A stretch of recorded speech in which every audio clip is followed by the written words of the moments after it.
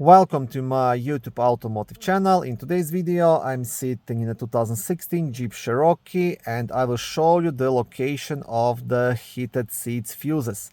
This video should apply to Jeep Cherokees made from 2014 all the way up to 2023.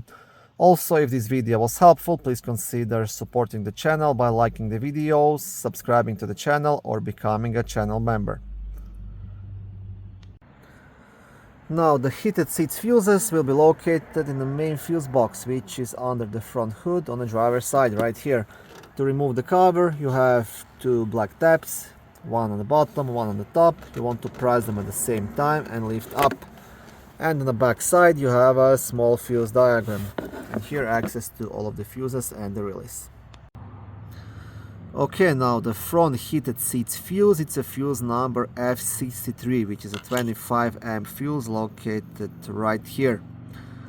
And this applies to all the models from 2014 to 2023.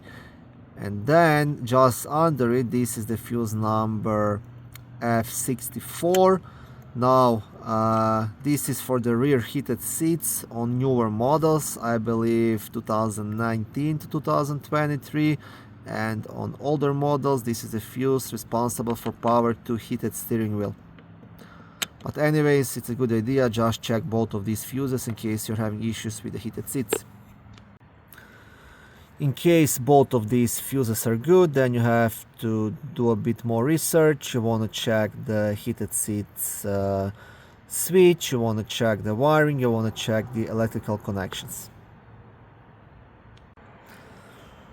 Thank you for watching this short video. I hope it was helpful and educational. If it was, please like it and consider subscribing to my YouTube automotive channel.